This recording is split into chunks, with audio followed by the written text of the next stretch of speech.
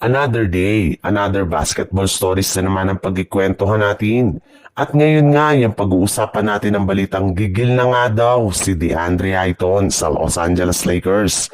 At ang latest update sa pagkuha ng Golden State Warriors kay Russell Westbrook.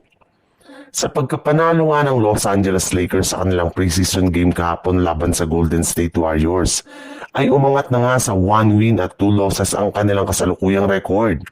Pero ang mas maganda nga po ngayon ay unti-unti na rin naman ngang nakukuha ng kanilang mga players ang kanilang rhythm sa loob ng court kagaya na lang ni DeAndre Ayton na nakapagtala ngayong araw ng 14 points. 8 rebounds at 5 assists, 2 steals at 1 block sa kanyang 6 out of 8 shooting sa field goal sa loob ng 26 minutes niya na paglalaro sa loob ng court.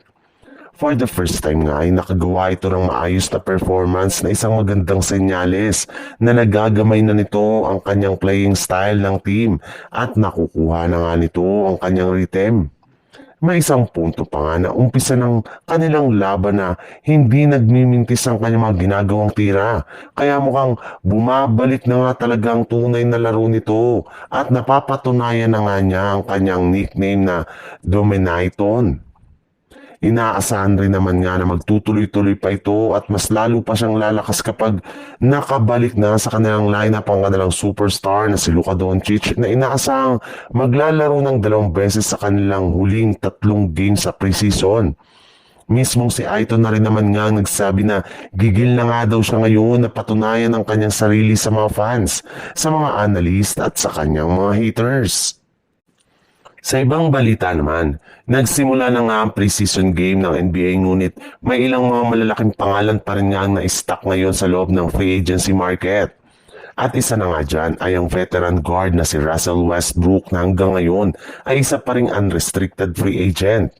Simula nga na hindi natukunin ng kanyang player option sa Denver Nuggets at maging isang free agent noong July ay wala na ngang team ang kumuha at nagbigay sa kanya ng kontrata. Bagamat man nga may ilang mga team ang naibalitang may interes sa pagkuha sa kanya katulad na lang ng Sacramento Kings at Golden State Warriors ay hindi na rin naman nga siya binibigyan pa ng kahit anumang kontrata. Base pa nga sa isang source, wala na nga daw pong team ang may gusto sa kanyang serbisyo.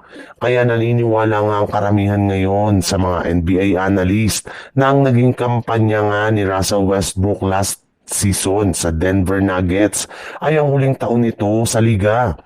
Napakaliit na rin naman nga ng tsansa na makabalik at makapaglaro siyang muli sa NBA dahil mas pipiliin na lamang nga ng mga kumukuha ngayon ng mas batang guard na kaysa sa kanya na parati rin namang nagkakamali sa mga crucial games.